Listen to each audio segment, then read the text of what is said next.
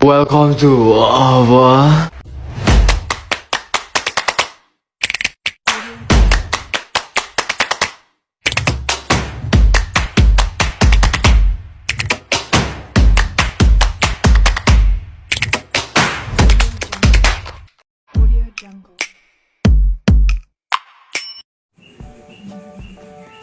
Assalamualaikum warahmatullahi wabarakatuh. Halo guys, kenalin nama aku Queer Firnanda, NIM 21414031.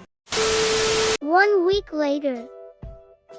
Assalamualaikum warahmatullahi wabarakatuh. Perkenalkan, nama saya Queer Firnanda, NIM 21403131 dari Prodi Manajemen Bisnis Syariah, kelas Perilaku Organisasi C, semester 4.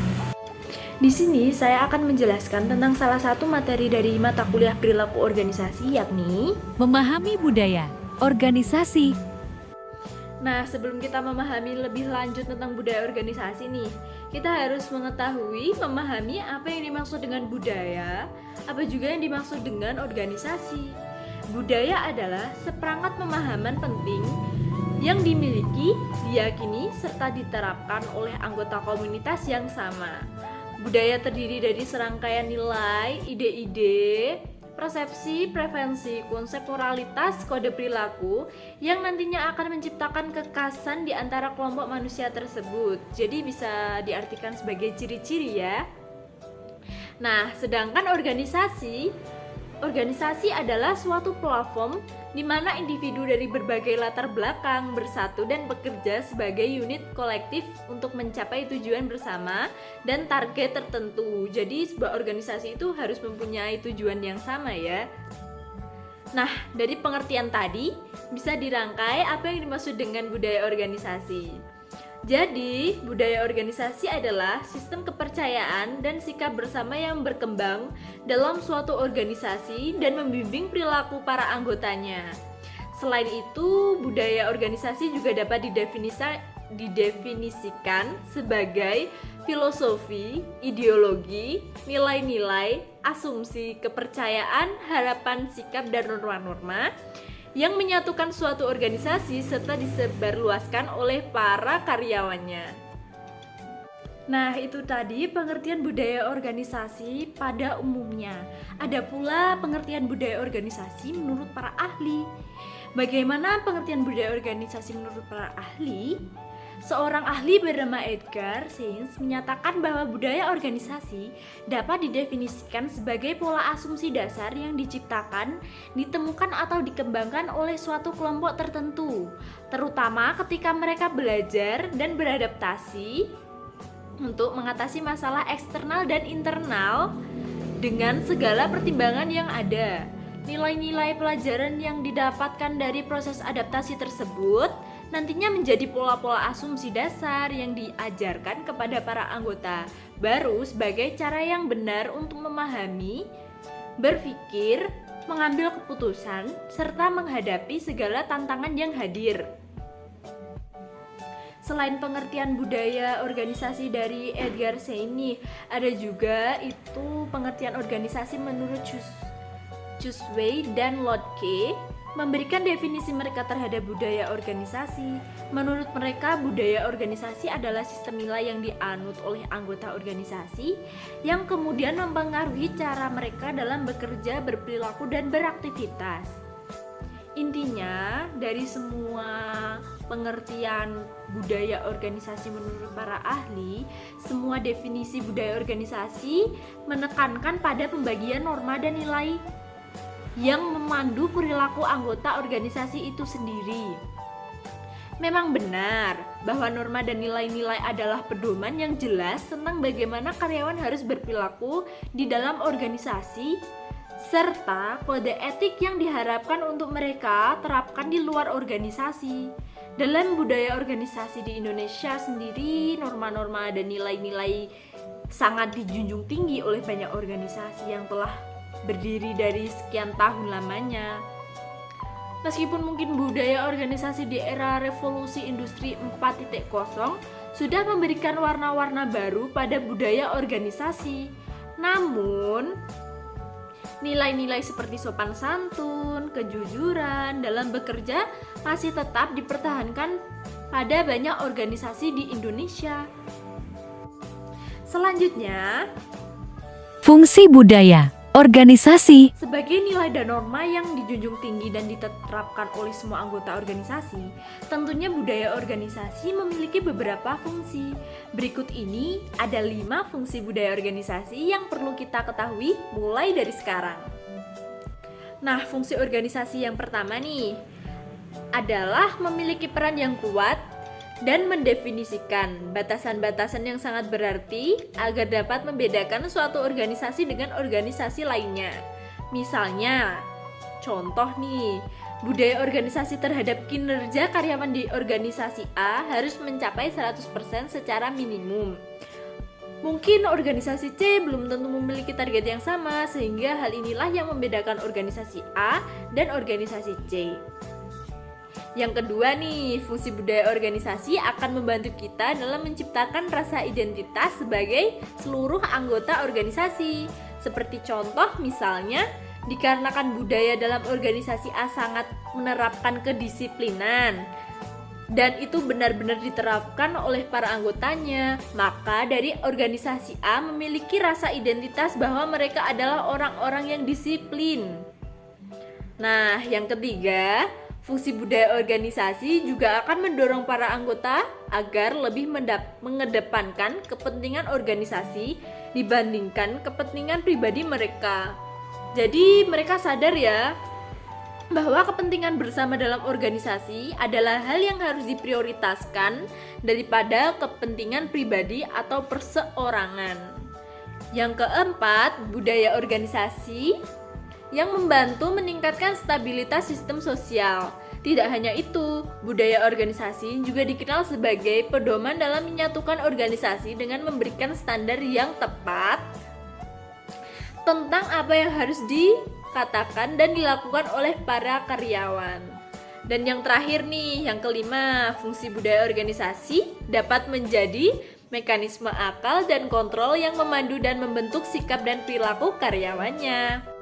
Nah, untuk meraih semua fungsi budaya organisasi yang telah aku sebutin tadi nih, setiap organisasi harus merancang konsep budaya organisasi mereka dengan sangat matang. Selanjutnya, Jenis budaya organisasi. hal penting yang lain perlu kita ketahui adalah jenis budaya organisasi. Tidak akan ada dua organisasi yang memiliki budaya organisasi yang sama. Nilai-nilai serta kebijakan organisasi yang dibuat akan berbeda dengan organisasi lainnya. Secara umum nih, ada 2 jenis budaya organisasi. Yuk kita simak apa aja kedua budaya organisasi tersebut. Yang pertama, budaya organisasi yang kuat. Ini merupakan jenis budaya organisasi kokoh dan kuat, di mana jenis budaya organisasi ini mengacu pada situasi di mana karyawan dapat menyesuaikan diri dengan baik, menghormati kebijakan organisasi, dan mematuhi semua pedoman organisasi yang berlaku. Dalam budaya organisasi yang kuat seperti ini, setiap orang yang terlibat merasa sangat menikmati pekerjaan mereka dan menjadikan setiap tugas kerja mereka sebagai pembelajaran baru, serta mereka mencoba untuk mendapatkan banyak pelajaran dan pengalaman sebanyak yang mereka bisa. Dengan kata lain, setiap anggota organisasi benar-benar menerima peran dan tanggung jawab mereka dengan sukarela. Yang kedua, budaya organisasi yang lemah. Dalam budaya organisasi yang lemah, setiap anggota organisasi menerima peran dan tanggung jawab mereka hanya karena rasa takut pada atasannya atau pemimpin mereka. Di dalam organisasi, mereka takut terhadap segala kebijakan organisasi yang ada, sehingga apapun yang mereka lakukan semata-mata karena ada paksaan. Yang menyedihkannya, orang-orang yang terlibat di dalam organisasi ini hanya menjadikan organisasi sebagai platform utama untuk mencari penghasilan saja. Namun sejatinya mereka tidak pernah merasa terikat dengan organisasi tersebut. Selanjutnya nih yang kita bahas yaitu 10 karakteristik budaya organisasi. Setelah menyimak pengertian budaya organisasi, fungsi budaya organisasi, dan jenis budaya organisasi, sekarang aku ajak kalian buat memahami 10 karakteristik budaya organisasi yang bisa membantu kita dalam memahami budaya organisasi dengan baik. Nah, simak ya. Karakteristik yang pertama nih, setiap anggota memiliki otonomi dalam organisasi. Karakteristik budaya organisasi yang pertama adalah setiap anggota dalam organisasi memiliki tingkat tanggung jawab yang tinggi, serta mereka merasa bebas dalam bekerja dan memiliki banyak peluang untuk menjalankan inisiatif dalam organisasi. Karakteristik yang kedua, struktur yang jelas. Hal penting kedua yang ada pada karakteristik budaya organisasi adalah struktur yang jelas. Organisasi bukan hanya perlu menciptakan tujuan dan harapan kinerja karyawan yang jelas, namun juga memiliki struktur yang jelas, terdiri dari orang-orang yang bertugas untuk melakukan pengawasan dan mengendalikan perilaku karyawan. Karakteristik yang ketiga, ada rasa identitas bersama. Pada karakteristik budaya organisasi yang ketiga ini, para anggota akan merasa memiliki identitas bersama yang membuat mereka bangga telah menjadi bagian dari organisasi tersebut.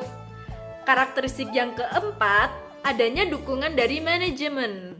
Karakteristik budaya organisasi yang keempat adalah dukungan dari pihak manajemen, di mana orang yang terlibat di dalam manajemen dapat memberikan komunikasi yang jelas, bantuan atau support, sikap yang ramah, motivasi, serta bimbingan kepada seluruh anggota organisasi mereka. Karakteristik yang kelima nih, pola komunitas yang tertata dengan baik. Komunitas memang sangat diperlukan dalam budaya apapun, terutama dalam budaya organisasi. Komunikasi menjadi salah satu karakteristik budaya organisasi yang sangat penting. Logikanya, pada komunikasi yang tertata dengan baik dan menciptakan keharmonisan, transparansi, dan meminimalisir kesalahpahaman yang akan ada dalam organisasi tersebut. Karakteristik yang keenam, ada toleransi konflik. Konflik antar kolega dan divisi kerja memang kerap terjadi pada banyak organisasi. Namun organisasi dengan karakteristik budaya organisasi yang kuat mampu menyelesaikan permasalahan atau konflik internal dengan sangat baik. Mengapa demikian? Karena mereka memiliki toleransi konflik yang sangat tinggi. Dan selanjutnya, karakteristik ketujuh, adanya toleransi resiko. Karakteristik budaya organisasi yang ketujuh adalah adanya toleransi resiko. Dalam hal ini, seluruh anggota didorong untuk menjadi karyawan yang inovatif, agresif, dan berani dalam mengambil resiko. Karakteristik yang kedelapan yaitu lebih berorientasi pada hasil.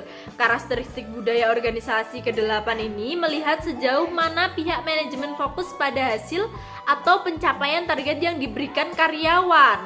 Selanjutnya, karakteristik yang kesembilan, sistem penghargaan kinerja. Ini juga merupakan salah satu karakteristik budaya organisasi yang sangat penting, di mana organisasi harus memikirkan sistem penghargaan kinerja yang baik dan tepat untuk seluruh karyawannya. Sistem penghargaan kinerja yang baik dan jelas akan membuat karyawan semakin termotivasi dalam bekerja. Beberapa contoh diantaranya adalah kenaikan gaji, insentif, bonus tahunan, promosi kerja, dan sebagainya. Nah, ini karakteristik yang terakhir nih, yang nomor 10, fokus pada anggota organisasi. Karakteristik budaya organisasi yang terakhir adalah organisasi memberikan fokus terbesarnya pada anggota organisasi. Karyawan atau anggota adalah aset terbesar bagi semua organisasi. Oleh karena itu, setiap organisasi tidak boleh melewatkan karakteristik budaya organisasi yang satu ini. Nah, selanjutnya ada 4 tips untuk memiliki budaya organisasi yang luar biasa. Menurut website inc.com ada 4 tips yang bisa kita terapkan untuk memiliki budaya organisasi yang luar biasa. Penasaran? Yuk simak penjelasan berikut ini. Yang ke-1, keuntungan-keuntungan yang dimiliki organisasi. Keuntungan atau benefit yang ada pada suatu organisasi akan membentuk budaya organisasi yang kuat. Misalnya, salah satu keuntungan yang diberikan oleh organisasi A adalah hadiah jalan-jalan ke Eropa sebagai mereka yang selalu rajin, mereka yang mencapai 100% target selama 1 tahun. Keuntungan seperti ini akan mendorong karyawan untuk bekerja dengan rajin dan berusaha keras dalam mencapai target. Sehingga lama-kelamaan semua sikap tersebut akan menjadi budaya organisasi yang kuat. Selanjutnya, yang kedua, bangun organisasi yang membuat para karyawannya merasa nyaman. Untuk membangun budaya organisasi yang luar biasa, organisasi tersebut harus mampu menciptakan lingkungan kerja yang harapan masa depan yang membuat karyawan merasa nyaman dan aman. Misalnya, ketika karyawan ingin belajar menjadi lebih expert dalam bidangnya, mereka organisasi menyediakan platform pembelajaran yang diperlukan. Hal ini akan membuat karyawan menjadi semakin betah dan nyaman untuk bekerja di dalam organisasi tersebut.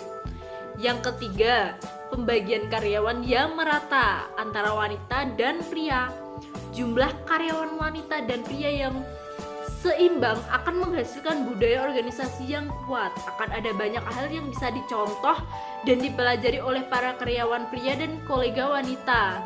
Dan begitu juga sebaliknya, misalnya karyawan wanita belajar bagaimana bersikap tenang dalam mengambil keputusan dari para kolega pria. Selain itu, karyawan pria bisa mencontoh bagaimana cara karyawan yang rajin seperti para kolega wanita. Tips yang terakhir, yang keempat nih, memiliki visi dan misi yang jelas dan dipahami oleh seluruh karyawan.